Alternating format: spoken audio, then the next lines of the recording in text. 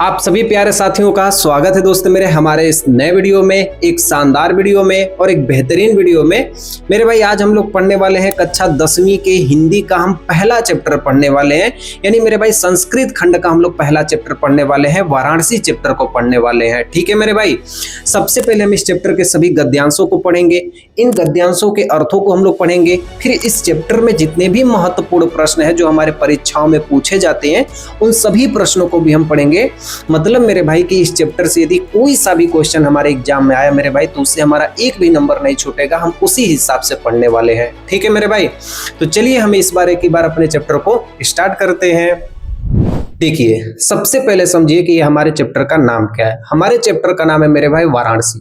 वाराणसी को ही मेरे भाई हम लोग काशी नगरी कहते हैं या महादेव की नगरी कहते हैं या भोलेनाथ की नगरी के नाम से जाना जाता है। ठीक है, ऐसा कहा जाता है मेरे भाई कि जो हमारे धार्मिक ग्रंथों में ऐसा उल्लेख किया गया है कि भगवान शिव स्वयं पार्वती जी के संग इस शहर में रहते थे। ठीक है, ऐसा ग्रंथों में भी मेरे भाई लिखा गया है कि जिस प्रकार मेरे भाई एक बार पार्वती जी के कानों में से मेरे भाई जो बाली होती है ना वो एक बार गिर गई थी, उसे खोजने के लिए भगवान शिव इस जगह पे उतरे हुए थे।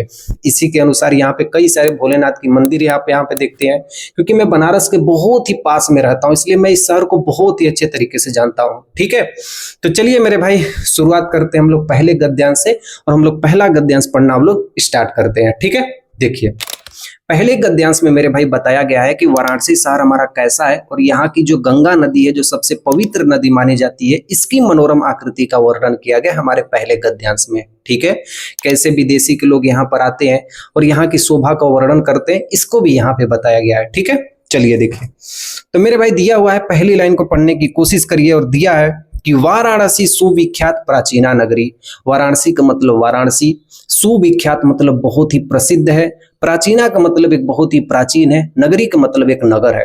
यानी यह जो हमारा बनारस शहर है ना बहुत ही प्राचीन नगर है और बहुत ही प्रसिद्ध नगर है, दोनों है मेरे भाई। हमारा जो बनारस शहर है ना बहुत ही प्राचीन मतलब पुराना भी है और मेरे भाई प्रसिद्ध मतलब एक बहुत ही फेमस हमारा सिटी है। कौन सी? बनारस है। ठीक है, चलिए देखिए इयम बिमल सलिल तरंगाया गंगाया कूले स्थिता।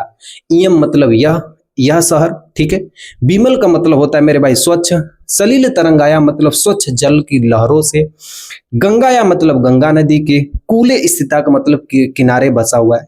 यानी यह जो हमारा बनारस शहर बसा हुआ है ना पूरी गंगा नदी के किनारे बसी हुई है। स्वच्छ जल के लहरों से युक्त हमारी जो गंगा नदी आपको देखने को मिलती है उसी के किनारे मेरे भाई ये पूरा शहर बसा हुआ है। ठीक है, आप मेरे भाई देखते हैं बनारस तो भाई बनारस में जितने भी आप जगह जाना चाहते हैं मेरे भाई गंगा की नदी के किनारे ही पूरे ये शहर बसा हुआ है। ठीक है, देखिए अस्या घाटा नाम वलयाकृति पंडित धवलाया चंद्रिकाया बहुराजते।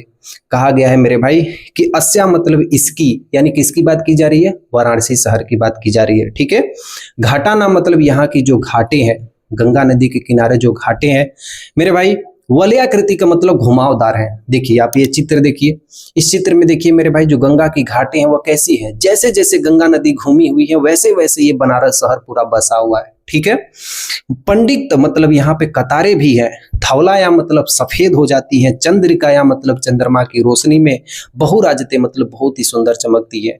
कहा गया है मेरे भाई कि ये जो गंगा के मेरे भाई किनारे जो घाटे हैं जो कतारें हैं जब इस पर चंद्रमा की रोशनी पड़ती है तो ये बहुत ही सुंदर दिखाई देती है, बहुत ही सुंदर लगती है हमारे बनारस के गंगा घाट। ठीक है, कई सारे मेरे भाई बनारस में गंगा घाट है, मणिकर्णिका घाट है, देव घाट है, पाल घाट है, रवि घाट है, अश्वमेघ घाट है मेरे भाई, राज घाट है, रवि घाट है, अस्सी घाट है, कई प्रकार के मेरे भाई बनारस में घाट है। आप लोग यदि बनारस के हैं तो आपको खुद पता चलेगा नहीं मेरे भाई मैं सही कह रहा हूँ कैसा कह रहा हूँ। ठीक है, क्योंकि मैं भी बनारस के बहुत ही पास का हूँ। ठीक है, मुझे एक एक चीज पता है। ठीक है, तो इस चैप्टर को मेरे भाई मैं बहुत ही अच्छे तरीके से आपको समझा सकता हूँ। ठीक है, ध्यान से देखिए दिया है अगणिता पर्यटका सुद्रव्य नित्यम अत्र आयंती। अगणिता का मतलब होता है अनेक, पर्यटका का मतलब होता है पर्यटक मतलब जो घूमने वाले होते हैं, दूसरे देश से आने वाले लोग होते हैं। सुद्रव्य मतलब बहुत ही दूर दूर से, नित्यम का मतलब हमेशा, अत्र का मतलब यहाँ पर, आयंती का मतलब आते रहते हैं। यानी जो दूर दूर से घूमने वाले लोग होते हैं, जो पर्यटक लोग होते हैं वो यहाँ पे दूर दूर से लोग आते हैं, विदेशों से भी लोग आते हैं। बनारस में आप जाएंगे तो अंग्रेज भी देखने को आपको मिलते हैं। ठीक है, तो कई जगह से मेरे भाई लोग यहाँ पे आते हैं घूमने के लिए। ठीक है, अस्या घाटा नाम शोभा विलोक्यम इमा बहु प्रशंसी। अस्या घाटा नाम मतलब हमारी घाटों को यानी बनारस शहर की घाटों को, शोभा मतलब यहाँ की सुंदरता को, बिल्लोक्यम मतलब देखकर, इमा मतलब इस, किसकी बात कर रहे हैं, इसी घाटों की प्रशंसा, बहुप्रशंसी मतलब बहुत ही प्रशंसा करते, मतलब यहाँ की घाटों को देखते हैं तो बहुत ही ज्यादा प्रशंसा करते हैं ये विदेशी लोग, मतलब जो बाहर से लोग आते हैं, दूर दूर से जो लोग आते हैं, भारत के ही कोने कोने से जो लोग आते हैं, ये बहुत ही यहाँ पे प्रशंसा करते हैं इस बनारस शहर की। ठीक है, कैसा लगा मेरे भाई आपको ये पहला गद्यांश? मैं आपको एक बार फिर से बताता हूँ, मोस्ट इंपोर्टेंट मेरे भाई ये गद्यांश है। ठीक है, परीक्षा के लिए बहुत ज्यादा इंपॉर्टेंट हमारा ये गद्यांश होने वाला है पहले चैप्टर का। आपको भी पता है मेरे भाई कि भर भर के यहाँ से क्वेश्चन पूछे जाते हैं, तो मेरे भाई हम इसको एक बार फिर से रिवाइज कर लेते हैं। ठीक है, चलिए मेरे भाई देखिए, वाराणसी एक बहुत ही प्रसिद्ध और प्राचीन नगर है। इयम बिमिल सलिलाया तरंगाया गंगा नदी कुले स्थिता। यह शहर बनारस नगर के किनारे, यह नगर स्वच्छ जल के लहरों से युक्त गंगा नदी के किनारे बसा हुआ है। अस्या घाटा नाम वलयाकृति पंडित धवलाया चंद्रिकाया बहुराजते। जब इन घाटों पर मेरे भाई चंद्रमा की रोशनी पड़ती है, कतारों पर जब इन घाटों पर जब चंद्रमा की रोशनी पड़ती है तो बहुत ही सुंदर दिखाई देती है वाराणसी की घाटें। ठीक है, अगणिता पर्यटका सुद्रभ्य नित्यम अत्रयांती। बहुत सारे अनेक लोग दूर दूर से यहाँ पर आते हैं, पर्यटक लोग यहाँ पे घूमने के लिए, बनारस की घाटों को देखने के लिए, यहाँ पे नैया पर चढ़ने के लिए कई जगह से लोग आते हैं। ठीक है, अस्या घाटा नाम शोभा विलोक्यम इमा बहुप्रशंसी। और यहाँ की घाटों को देखकर यहाँ से इसकी शोभा और प्रशंसा दोनों करते हैं। ठीक है मेरे भाई, चलिए मैं आपको एक छोटा सा वीडियो दिखाता हूँ। मैं खुद वहां पे बनारस गया था, थोड़ा मोड़ा मेरे भाई मैं ब्लॉग करता हूँ मतलब ऐसे ही, मतलब वीडियो लेके मैं बना रहा था कि मैं आज गया हूँ यहाँ पे, तो मैं आपको थोड़ा सा दिखा दूं। ठीक है, आप लोग बताना कि कैसा ये वीडियो है। वो बनारस के घाट का ही है, मैं एक्चुअली में बनारस के घाट पे खड़ा हूँ, वहां का वीडियो है। ठीक है, तो इसे एक बार देखना, फिर हम अपने गद्यांश को पढ़ेंगे। ठीक है, चलिए देखिए। आप सभी लोग सबसे पहले कमेंट में लिखिएगा हर हर महादेव, क्योंकि हम इस समय जहाँ पे हैं वो बनारस का सबसे प्रसिद्ध मंदिर है, काशी विश्वनाथ मंदिर। ठीक है, ये मंदिर इसलिए प्रसिद्ध है क्योंकि यहीं के बगल में हमारी जो गंगा है, गंगा नदी है, ये गंगा नदी के किनारे पूरा बनारस शहर बसा हुआ है।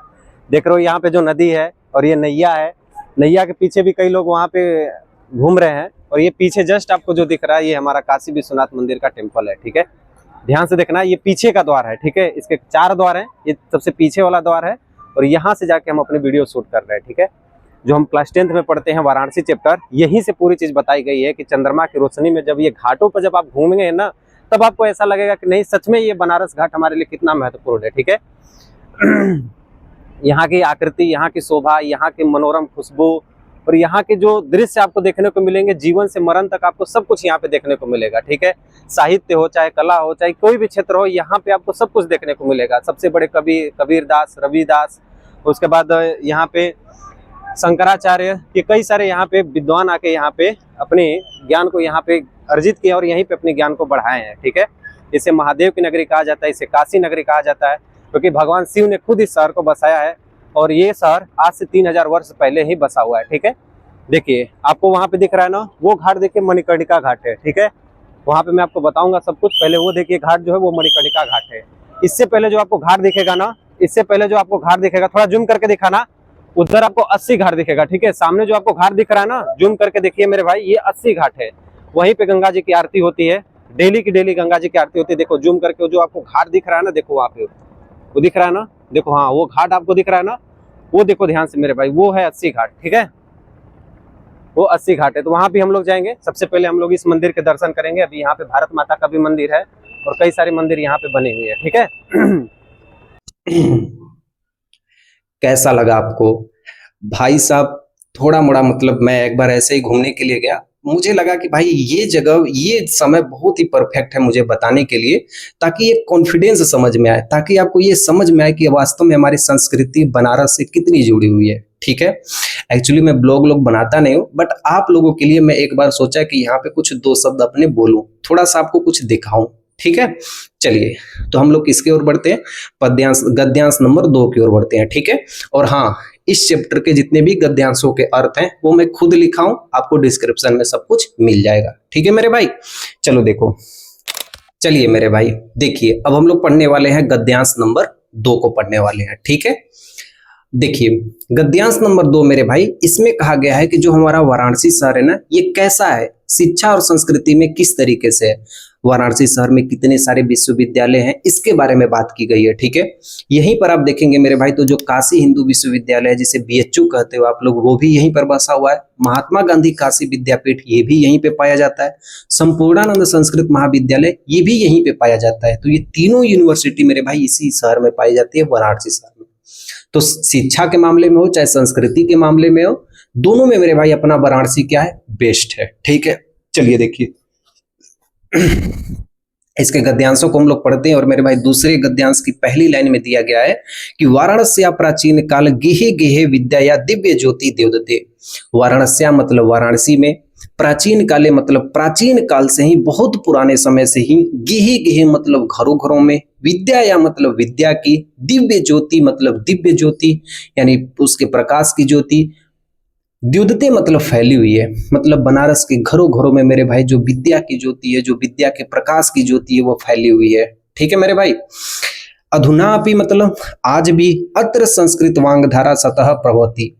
अधुनापि मतलब आज भी, अत्र मतलब यहाँ पर, संस्कृत वांगधारा मतलब संस्कृत वाणी की जो धारा है, जो संस्कृत बोले जाने की जो प्रक्रिया है, निरंतर प्रवहति मतलब सतत प्रवहति मतलब निरंतर यहाँ पर प्रवाहित होती रहती है। मेरे कहने का मतलब मेरे भाई, आज हम लोग कौन सी भाषा बोलते हैं, आज हम लोग हिंदी बोलते हैं। ठीक है, कोई भोजपुरी बोलते हैं, मतलब जिस क्षेत्र में हम लोग रहते हैं उसी भाषा को बोलते हैं। संस्कृत कोई बोलने वाला आपको नहीं मिलेगा। लेकिन आज भी बनारस के घर कुछ ऐसे हैं, कुछ ऐसे लोग होते हैं जो संस्कृत वाणी की संस्कृत की भाषा को जानते हैं, संस्कृत वाणी की धारा को लोग जानते हैं। इसीलिए कहा गया है कि आज भी यहाँ संस्कृत वाणी की धारा निरंतर प्रवाहित होती रहती है। ठीक है मेरे भाई, चलिए। जनानाम जनास्त वर्धयति, और लोगों को, जनानाम मतलब लोगों को, ज्ञानाष्ट मतलब ज्ञान भी, वर्धयति मतलब बढ़ाती रहती है, और लोगों के मन में जो संस्कृत भाषा है, जो संस्कृत वाणी है, ये बढ़ाने का कार्य करती है। ठीक है। अत्र अनेके आचार्य मूर्धन्या विद्वांसा वैदिक वांगमयस्य अध्ययने अध्यापने च इदानी निरता। बहुत ज्यादा कंफ्यूजन होता है इसलिए इसको एकदम ध्यान से देखना। ठीक है मेरे भाई। अत्र मतलब यहाँ पर, अनेके मतलब अनेक, आचार्य मतलब जो शिक्षक लोग होते हैं, मूर्धन्या का मतलब विद्वान होते हैं, विद्वांस का मतलब उच्च कोटि के जो विद्वान होते हैं, वैदिक वांगमयस्य मतलब वैदिक साहित्य के, अध्ययने मतलब अध्ययन के लिए, अध्यापने मतलब अध्यापन के लिए, इदानी मतलब आज भी, निरता मतलब लगे हुए हैं। ठीक है, कहा गया है मेरे भाई कि यहाँ पर अनेक शिक्षक, चाहे मेरे भाई विद्वान हो, चाहे वो उच्च कोटि के विद्वान हो, यहाँ की जो वैदिक साहित्य है ना, इसके अध्ययन में और अध्यापन में आज भी लगे हुए हैं। ठीक है, यानी मेरे भाई कहा गया है कि यदि आप इस शहर में मेरे भाई रहते हैं तो आपको यहाँ पे उच्च कोटि के शिक्षक मिलेंगे, उच्च कोटि के यहाँ पे विद्वान मिलेंगे, और वैदिक साहित्य का जो अध्ययन करने वाले लोग हैं यहाँ आज भी आपको अध्ययन करते हुए भी मिलेंगे और अध्यापन करते हुए भी मिलेंगे।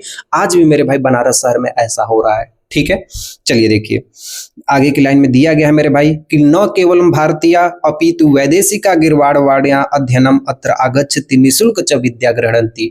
इसका मतलब ये हुआ मेरे भाई कि न केवल भारतीय मतलब न केवल भारत के ही लोग, अपितु मतलब बल्कि, विदेशिका मतलब विदेश के भी लोग, गिरवाड़वाड्या मतलब इस संस्कृत वाणी को, अध्ययनाय अत्र मतलब यहाँ पर अध्ययन करने के लिए, आगच्छति मतलब आते हैं, निःशुल्क का मतलब बिना पैसों के, च विद्या ग्रहणन्ति मतलब यहाँ पर विद्या को ग्रहण करते हैं।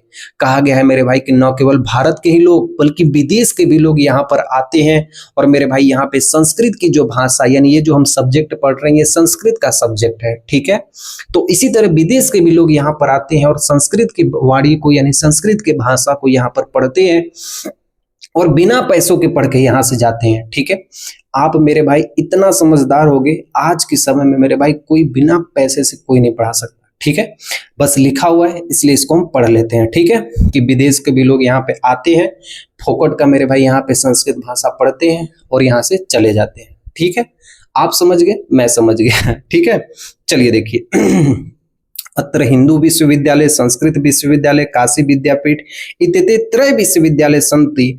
मतलब यहाँ पर मेरे भाई, अत्र मतलब यहाँ पर, हिंदू विश्वविद्यालय मतलब वही बीएचयू की बात की जा रही है, काशी हिंदू विश्वविद्यालय है। संस्कृत विश्वविद्यालय मतलब ये जो संस्कृत विश्वविद्यालय संपूर्णानंद क्रांति संस्कृत विश्वविद्यालय है। और काशी विद्यापीठ मतलब यहाँ पर काशी विद्यापीठ भी है, महात्मा गांधी काशी विद्यापीठ। इतने त्रय विश्वविद्यालय, ये 3 विश्वविद्यालय मेरे भाई यहाँ पर है, ठीक है। ये सुनवीना प्राचीनाना ज्ञानम विज्ञानम विषयाणाम अध्ययनम प्रचलिति।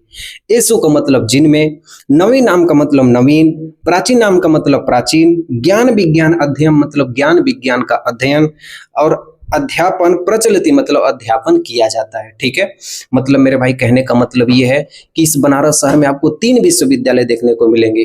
कौन कौन से मेरे भाई, आप लोग जानते ही हो, एक बनारस हिंदू विश्वविद्यालय जिसे बीएचयू कहते हैं, एक संपूर्णानंद क्रांति विश्वविद्यालय संस्कृत विश्वविद्यालय दूसरा हो गया, तीसरा हम लोग के पास है मेरे भाई महात्मा गांधी काशी विद्यापीठ। तो ये तीनों ऐसे विद्यालय हैं ना जिसमें नवीन और प्राचीन मतलब पुराने ज्ञान भी आपको यहाँ पे बताए जाते हैं, नए प्रकार के भी ज्ञान आपको बताए जाते हैं, जो टेक्नोलॉजी है, जो आईटी सेक्टर है वो भी आपको पढ़ाए जाते हैं, और जो हिस्ट्री हो गई, और उसके बाद मेरे भाई जो वैदिक साहित्य है, पुराण ग्रंथ है, ये भी यहाँ पे पढ़ाए जाते हैं इन तीनों विश्वविद्यालय में।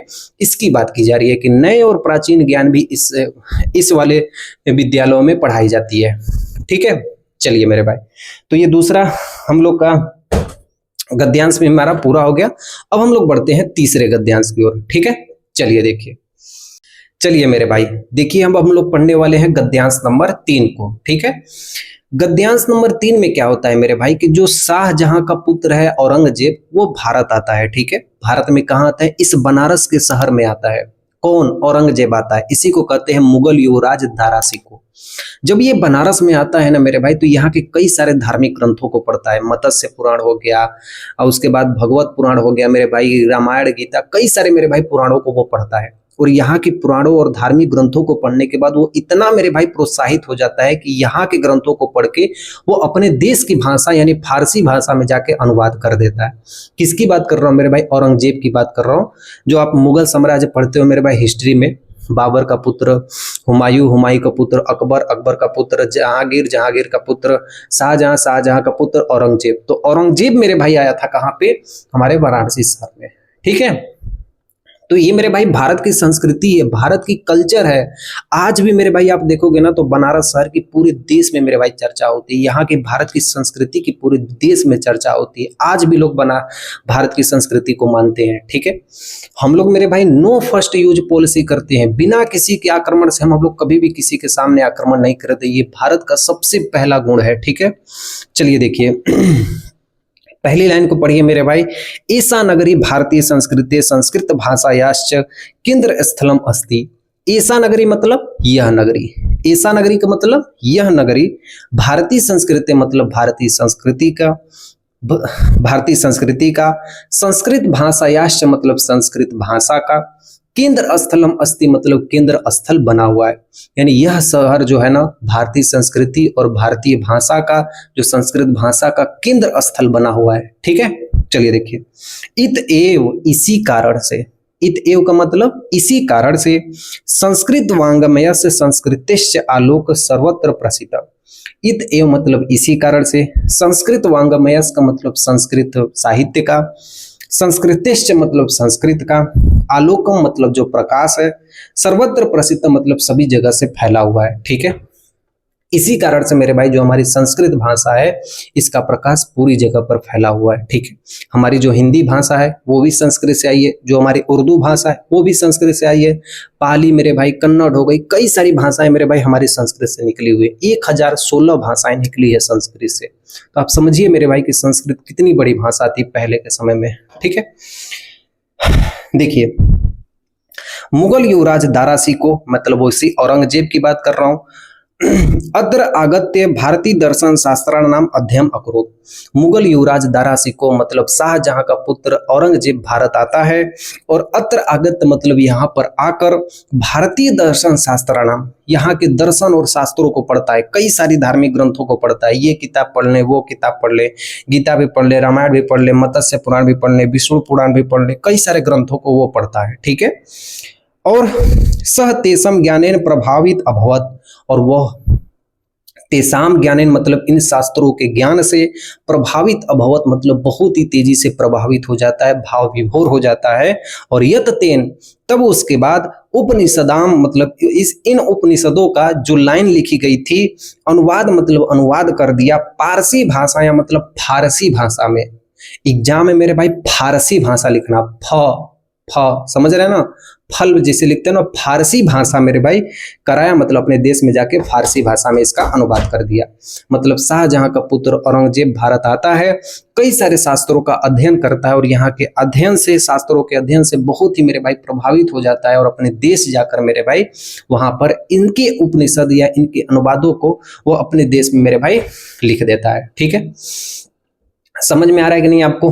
मेरे भाई बहुत ही आसान यह चैप्टर है। ठीक है, मैं ना आपको एकदम मेरे भाई एक एक लाइन और एक एक शब्द का अर्थ बता रहा हूँ, यस या नो, इसलिए बता रहा हूँ मेरे भाई कि एग्जाम में यहाँ से आपके या तो क्वेश्चन आंसर पूछे जाते हैं या तो मेरे भाई ये पद्यांश ही ये गद्यांश ही आपको दे दिया जाता है। ठीक है, आप यदि कहानी भी जानते रहोगे ना तो मेरे भाई आप यकीन मानना पूरे के पूरे नंबर लेके आ जाओगे। समझ में आ रही है बात को? यदि आप कहानी भी जानते हैं ना तो आप पूरे के पूरे नंबर लेके आ जाओगे। मैंने आपको इस गद्यांश में क्या बताया कि यह जो हमारा शहर है यह हमारी भाषा का, संस्कृत भाषा का और संस्कृति का केंद्र स्थल बना हुआ है। ठीक है, इसी कारण से हमारी जो सभ्यता और संस्कृति का प्रकाश है वो पूरे देश में फैला हुआ है। और मुगल युवराज दारा सिकोह यहाँ पर आता है और यहाँ के उपनिषदों को पढ़ता है और इसका इन उपनिषदों का मेरे भाई जाकर अपने देश में मेरे भाई क्या करता है, अनुवाद कर डालता है। ठीक है, तो आप बस कहानी और फैक्ट और एक एक चीज को समझते जाइए मेरे भाई, यकीन मानिए एक बेहतरीन नंबर आपका आने वाला है हिंदी में। ठीक है, चलिए तो हमारे पास एक लास्ट बचा हुआ गद्यांश, इसको भी हम लोग पढ़ लेते हैं। ठीक है, देखिए मेरे भाई हमारे गद्यांश नंबर 4 में बताया गया है कि यह शहर जो है ना, ये शहर ही नहीं बल्कि यहाँ पर कई लोगों की मेरे भाई कर्म स्थली है, कई लोगों की मेरे भाई यहाँ पे ज्ञान का स्थली है। मतलब आपने नाम सुना होगा मेरे भाई कि जो हमारे महात्मा बुद्ध थे, बौद्ध धर्म के जो संस्थापक महात्मा बुद्ध थे, वो मेरे भाई अपना पहला उपदेश कहाँ पे दिए थे? सारनाथ में दिए थे। सारनाथ कहाँ पड़ता है? वाराणसी में पड़ता है। ठीक है, महात्मा बुद्ध सबसे ज्यादा उपदेश कहाँ दिए थे? श्रावस्ती में दिए थे। ठीक है मेरे भाई, आप देखते होंगे कि जो जैन धर्म के 23वें तीर्थंकर थे, तीर्थंकर पार्श्वनाथ जो थे, वो भी बनारस में ही अपने उपदेश को दिए हैं, अपने ज्ञान को फैलाए हैं। ठीक है, जैन धर्म के 24वें तीर्थंकर कौन थे? महावीर स्वामी थे। 23वें कौन थे? पार्श्वनाथ थे, तो वो भी बनारस में आए थे। आप बात करें कबीर दास, आप बात करें मेरे भाई रविदास, आप बात करें मेरे भाई तुलसीदास, आप मेरे भाई बात करें शंकराचार्य, मेरे भाई ये सब मेरे भाई बनारस में आके अपने ज्ञान और विज्ञान को यहाँ पे फैलाए हुए हैं। ठीक है, बनारस में मेरे भाई एक रेशम की साड़ियां मिलती हैं।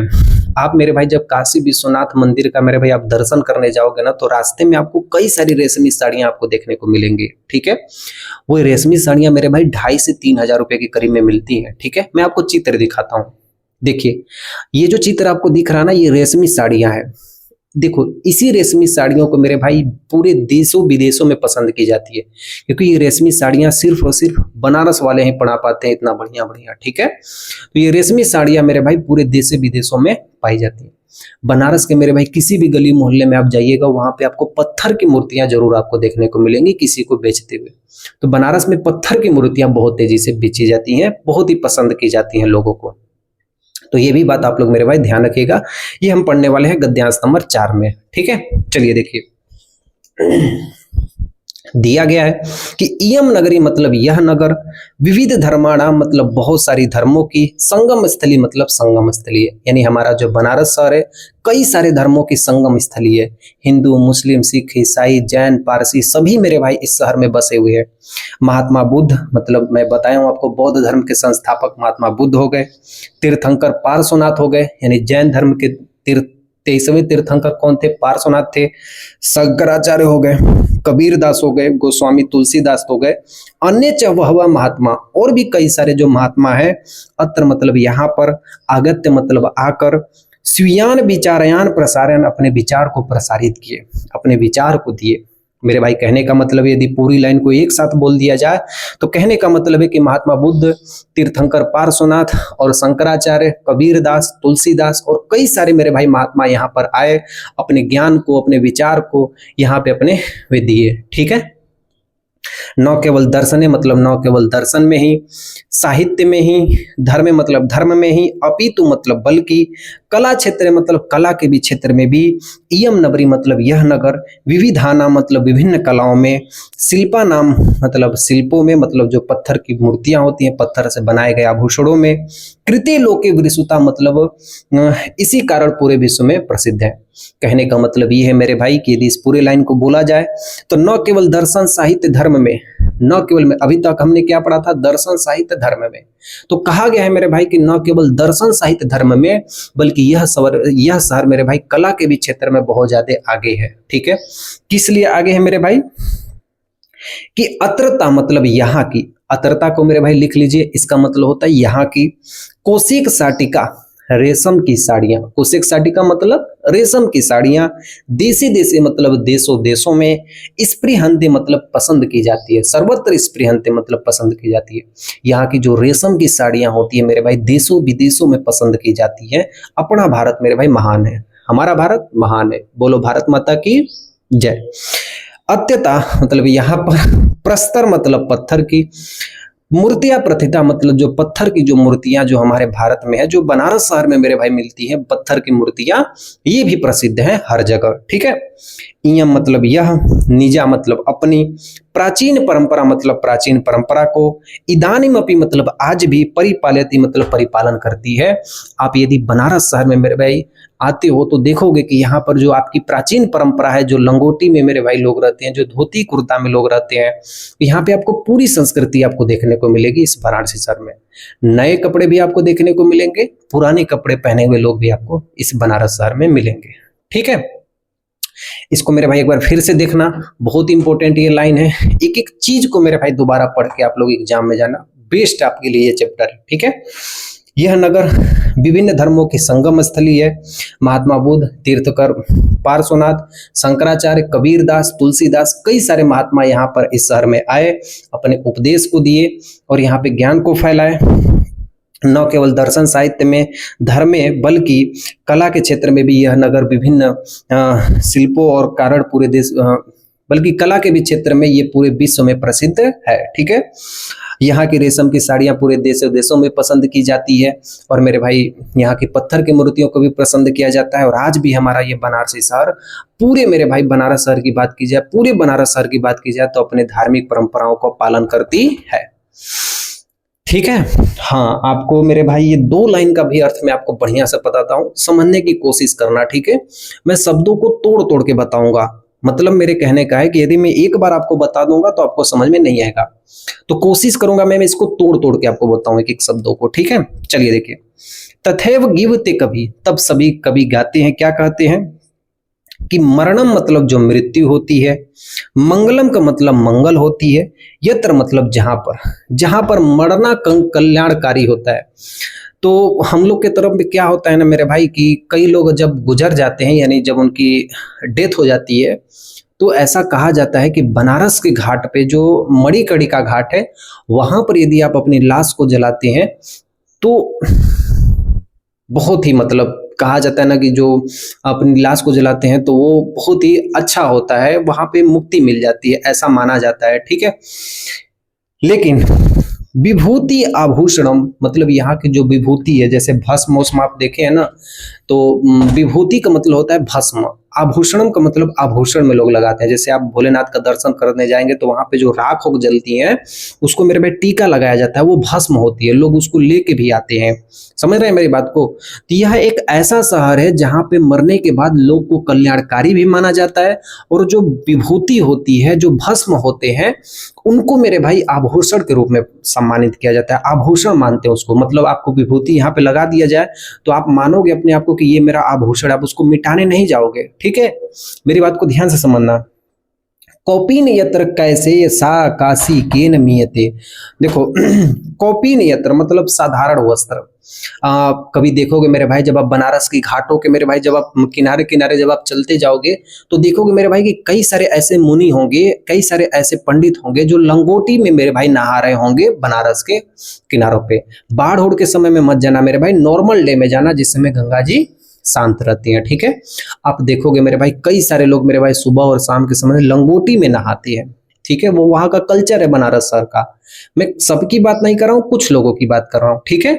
तो कौपीन यत्र मतलब जो लंगोटी वाला वस्त्र होता है, कौशेय मतलब रेशमी का जो वस्त्र होता है, उसे पहनकर भी लोग मेरे भाई वहां पर महानी कहलाते हैं। मतलब कहने का मतलब है कि चाहे आप मेरे भाई लंगोटी में पहन के नहाए, तब भी मेरे भाई आपको वही प्रेरणा दी जाएगी कि आप हमारे संस्कृति से जुड़े हुए हो। इस काशी जैसा महान कौन हो सकता है। सा काशी केनमियते, केनमियते का मतलब जिसकी तुलना किसी से नहीं की जा सकती। तो इस काशी की तुलना किसी से नहीं की जा सकती, इस काशी से महान कुछ भी नहीं हो सकता। और अपना काशी मेरे भाई, वाकई में मेरे भाई जब आप यहाँ पे घूमने आओगे ना, यकीन मानना मेरे भाई बेस्ट प्लेस आपके लिए होगी, बेस्ट प्लेस होगी, ठीक है। बेस्ट प्लेस आपके लिए होने वाली है वाराणसी शहर में। यहाँ की घाटें तो और सुंदर हैं, ठीक है। तो कैसी लगी आपको क्लास मुझे जरूर बताना मेरे भाई, कमेंट में एक दिल भेज देना, हर हर महादेव लिख देना, ठीक है। और ऐसे ही मेरे भाई मैं आपको हर एक चैप्टर पढ़ाऊंगा, हर एक चैप्टर को सुंदरता के साथ आपके सामने लाऊंगा। आपका एक एक नंबर मेरे लिए मेरे भाई जरूरी है, इसलिए मैं आपको पूरी कोशिश करूंगा आप इसे बार बार रिवाइज करते रहिएगा, ठीक है। डिस्क्रिप्शन में इसका अर्थ दिया गया है, आप उसे नोट कर लेना, ठीक है मेरे भाई। चलिए मिलता हूँ नेक्स्ट वीडियो में, तब तक के लिए मेरी तरफ से सेवा समाप्त। जय।